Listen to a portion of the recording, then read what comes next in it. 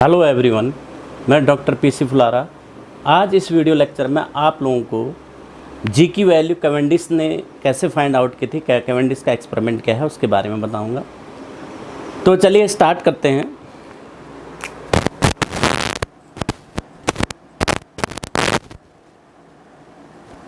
Cavendish experiment.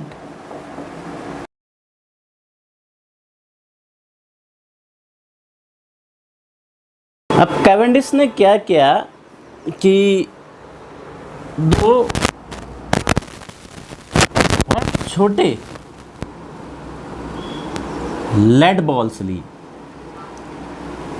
और इसको जो है दो लेड बॉल को एक रॉड से बांध दिया और इसको जो है किससे लटका दिया, एक टॉर्जनल स्ट्रिंग से लटका दे। फाइन स्ट्रिंग है, वेटलेस, एक रिजिड सपोर्ट, इससे इसको हंग कर दिया। उसके बाद क्या किया इनने कि एक दो बड़े जो है, ये तो बहुत छोटी लेड की जो है बॉल्स हैं, इसकी तुलना में ये जो डिस्टेंस है इनके बीच की, सपोज ये एल मान लेते हैं, इसकी तुलना में जो इनका साइज, इनका रेडियस है वो क्या है, नेग्लिजिबल है इन दो बॉल्स का। और दो लेड की बड़ी बॉल। अब पहले क्या हुआ, जैसे ये हंग किया एक किसी कमरे में, तो स्टार्टिंग में जो है ये क्या करने लगा, ऑसिलेट करने लगे। यानी इस पर एक फोर्स इधर को लगा, एक फोर्स इधर को, फोर्स ऑफ कपल लगा, तो ये ऑसिलेट करने लगा। ये ऑसिलेशंस क्यों हुआ, जो क्योंकि कमरे में जो ऑब्जेक्ट रखे थे, कुछ मासेस रखे थे, तो उन मास के जो है कारण इन पर जो फोर्स लग रहा था, उस फोर्स के कारण क्या हुआ, ये ऑसिलेट कर रहा था। अब इसमें हमने क्या किया, अब ऑसिलेट करेगा इस प्रकार से, देखिए ये इधर चला गया, ये इधर चला गया। हालांकि ये एंगल बहुत छोटा था, तो ये एंगल इससे ऑसिलेट किया। अब हमने क्या किया कि ये यहाँ पर एक कैवेंडिश ने दो लेड बड़ी बॉल रख दी। ये दो बड़ी बॉल और इसके बीच की जो डिस्टेंस है वो कितनी थी, आर थी। ये आर है, ये आर रख दी। इनका मास हम एम मान लेते हैं, छोटी वाले का, इसका कैपिटल एम हमने कंसिडर कर लिया, ये आर थी। तो तब क्या हुआ, जो ये ऑसिलेशंस थे इसके जो है, ये जो एंगल है वो रिड्यूस हो गया। जो झूल रहा था पहले ऐसे जा रहा था, ये क्या हो गया, ये एंगल रिड्यूस हो गया। तो एक्चुअली इस एंगल में जो है यहाँ तक ये जाने लगा, यहाँ ये रिड्यूस हो गया, ये नहीं रहा, ये यहीं तक गया, ये रिड्यूस हो गया। अब क्यों, क्योंकि इस पर एक ये फोर्स लगा रहा है, इसका मतलब तो ये यहाँ जाए और इधर आए, ऐसे। तो ऐसे जो है ये ऑसिलेशंस करने लगा। इस ऑसिलेशंस का टाइम पीरियड उसने कैलकुलेट किया, कैवेंडिश ने। और तो इस टाइम पीरियड को कैलकुलेट करते हुए इसके मासेस उसको नोन थे, और ये जो उसने रखे हैं, और ये लेंथ नोन है। तो तब जो है इसके लिए क्या है, जी की वैल्यू फाइंड आउट की उसने। देखिए कैसे, पहले हम इसको थ्योरेटिकली जो है कैसे उसने find out, expression find out किया जी के लिए। देखिए ये ड्राइव करते हैं यहाँ पर। अब जैसे हम ये दो लेड बॉल यहाँ पर रख रहे हैं, तो इन छोटे जो पॉइंट ऑब्जेक्ट मासेस हैं, स्मॉल एम, तो इन पर क्या लग रहा है, फोर्स ऑफ ग्रेविटेशन लग रहा है। तो फोर्स ऑफ ग्रेविटेशन के कारण क्या होगा, इसमें ऑसिलेशंस होंगे। तो कैवेंडिश ने जब ये एक्सपेरिमेंट जहाँ पर किया था ना, वहाँ पर कोई रेजिस्टेंस नहीं थे, ना एयर ना अदर कोई रेजिस्टेंसेस थे, ताकि उसकी वजह से ये ऑसिलेशन करे, कोई रेजिस्टेंस नहीं था। तो अब यहाँ पर जो मोमेंट होता है कि टॉर्क कह दीजिए, टॉर्क कितना होता है, टॉर्क निकाल लेते हैं। टॉर्क क्या होता है, टॉर्क कितना होगा, टॉर्क जो भी इस पर फोर्स लग रहा है, सपोज कितना फोर्स लग रहा है इस पर, F फोर्स लग रहा है। तो टॉर्क कितना हो जाएगा, फोर्स इनटू, एक फोर्स इधर को लगेगा इसमें और एक फोर्स कहाँ की ओर लगेगा, इसकी ओर को लगेगा ये। तो दो फोर्स यानी एक कपल प्रोड्यूस होगा इसमें, एक फोर्स इधर को लग रहा है, एक कपल प्रोड्यूस हो रहा है। तो टॉर्क कितना होता है कपल का, फोर्स इनटू फोर्स, दोनों जो फोर्स लग रहे हैं उनके बीच की परपेंडिकुलर डिस्टेंस यानी एल है ये। तो tau equal to F into L हो जाएगा। और सपोज इसका जो टॉर्जनल कांस्टेंट है वो कापा मान लेते हैं, कापा हमने मान लिया। अगर टॉर्जनल कांस्टेंट कापा है तो ये टाउ की वैल्यू क्या आती है, कापा इंटू थीटा। ये है कपल में टॉर्क इतना प्रोड्यूस होता है। तो यहाँ से F इंटू एल कितना हो जाएगा, कापा थीटा हो जाएगा। अब F की वैल्यू क्या हो जाएगी, gravitational force G m1 m2 यानी एक कैपिटल M है एक स्मॉल m है, अपॉन इनके बीच की डिस्टेंस R है, ये R स्क्वायर, ये लग जाएगा फोर्स। अब इसको यहाँ रख देंगे तो G m upon R square into L equal to K kappa theta, ये हो गया। अब कापा निकालने के लिए हम जो है टाइम पीरियड निकालते हैं। टी कितना होता है, टी इक्वल टू 2 पाई।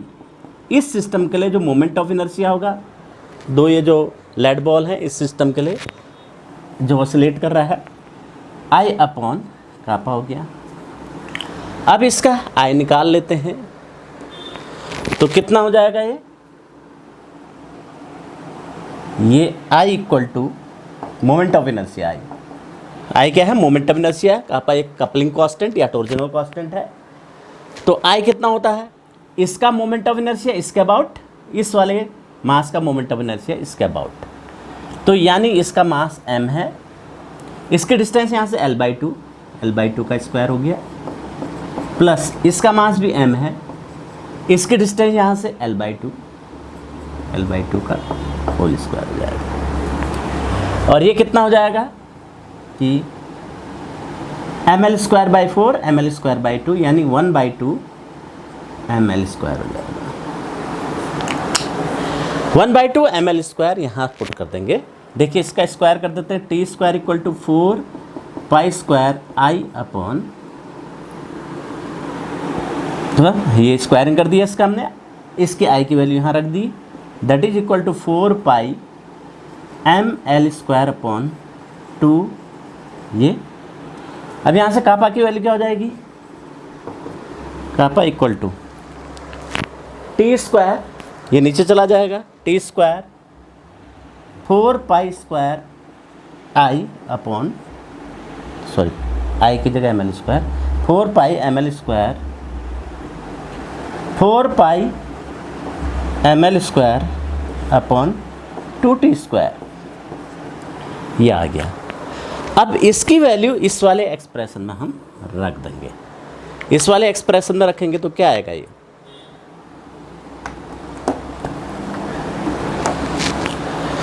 देखिए G m upon R² L, इसकी value 4 pi ml² upon 2t² into theta, ये वैल्यू आ गई इसकी।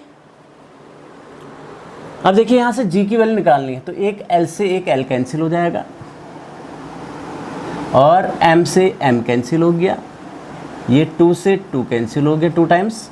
तो G कितना हो गया, देखो ऊपर क्या बचा, 2 पाई L बच गया और R² बच गया, ये R² उधर गया, 2 पाई L R² हो गया। नीचे क्या बचा, इंटू थीटा भी हो गया, नीचे क्या बचा, ये m नीचे आ गया, m इंटू t², ये एक्सप्रेशन आया। अब जो कैवेंडिश ने अपने एक्सपेरिमेंट में जो ये पैरामीटर्स लिए थे, ये क्या क्या लिए थे, मास t, इसका मास कितना था, ये t कितना था, r कितना लिया, थीटा कितना लिया, l कितना लिया, ये वैल्यू हम उसमें रख देंगे तो हमारे पास क्या आ जाएगा, g की वैल्यू आ जाएगी।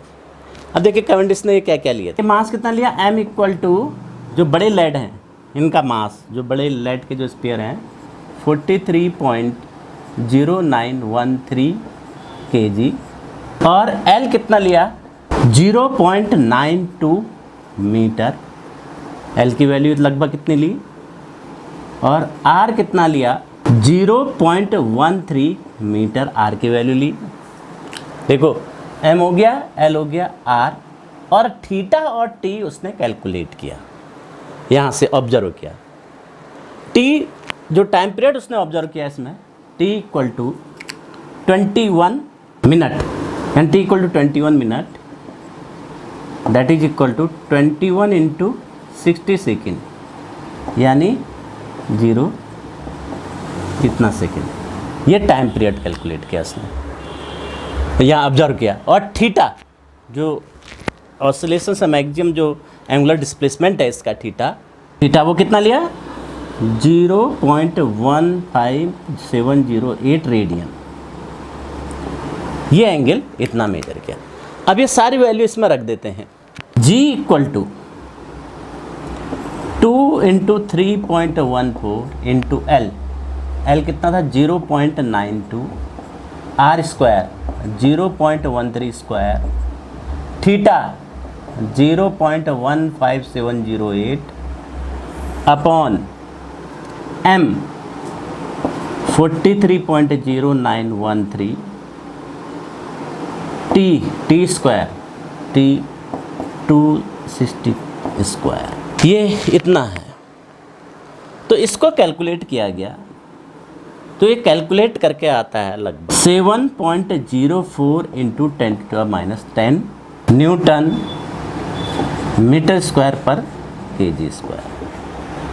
तो G की वैल्यू जो है एक्चुअली इतनी फाइंड आउट की गई।